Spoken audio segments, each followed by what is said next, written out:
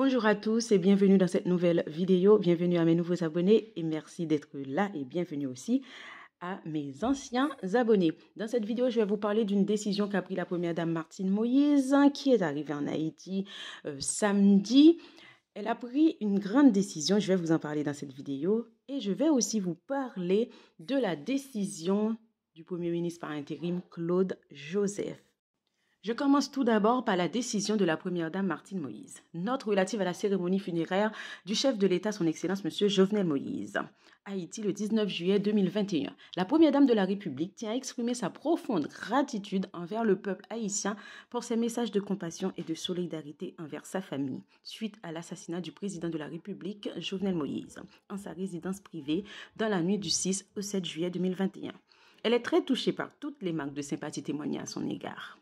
Votre support moral donne à la famille présidentielle le courage de traverser cette grande épreuve et l'aide à transcender ces moments de douleur indescriptibles. Le bureau de la Première Dame en profite pour informer le public que la famille présidentielle souhaite prendre à sa seule charge les dépenses liées aux funérailles du président de la République. Elle n'entend donc pas pour ce fait bénéficier du support financier du Trésor public. Toutefois, cette décision n'enlève rien quant au caractère officiel et national de ces funérailles auxquelles le président Jovenel Moïse a droit.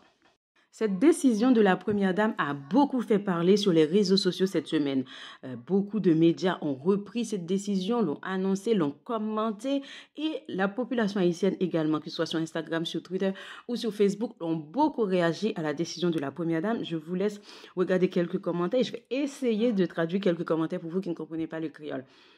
Donc, une décision vraiment marquante et qui veut dire beaucoup de choses et qui a beaucoup de choses à analyser à travers la décision de la première dame Martine Moïse. Bien entendu, certains médias ont salué cette décision. Donc, cette personne commente sur Instagram. On appelait Martine Moïse et Jovenel Moïse des personnes de province, une façon négative de parler d'eux. Les paysans n'aiment pas qu'on les appelle des voleurs. Et avant de mourir, lors d'un conseil de ministres, le président avait dit que sa main n'a jamais trempé dans le sang. Les générations à venir auront beaucoup à dire de ce président et pourront le comparer à des grands hommes comme Dessalines, etc. D'autres disent as she should, c'est ce qu'elle devrait faire. On a besoin d'autres femmes comme ça dans la société. Les personnes du Nord sont bien représentées.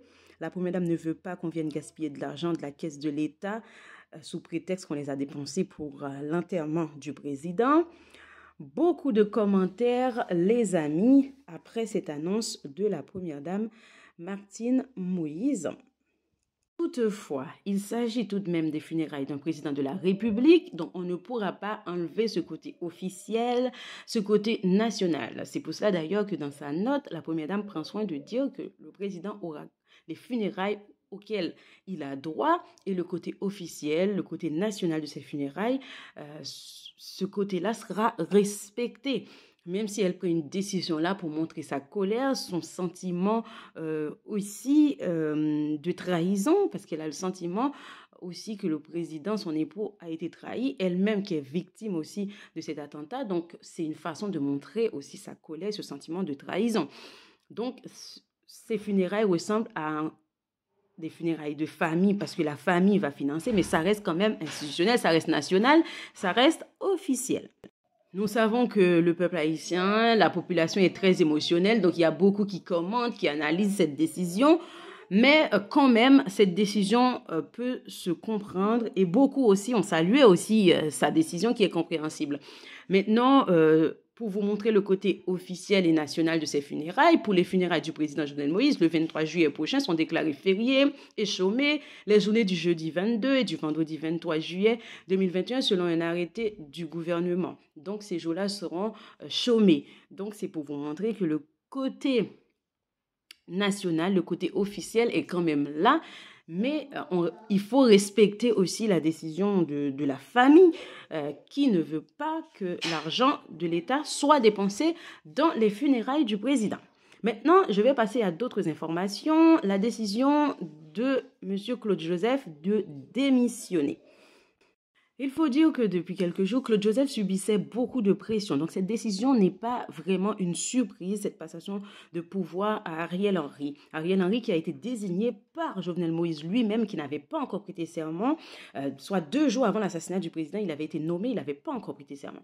Donc, c'était une décision qui était quand même attendue. Il laisse donc les rênes du pays à Ariel Henry, qui maintenant a charge de suivre une feuille de route après des réunions avec les Nations Unies, etc., pour prendre certaines décisions, ceci jusqu'au 6 février, parce qu'on sait qu'il doit avoir, le 7 février, il doit avoir des élections. En tout cas, ce sont les grandes décisions qui ont été prises.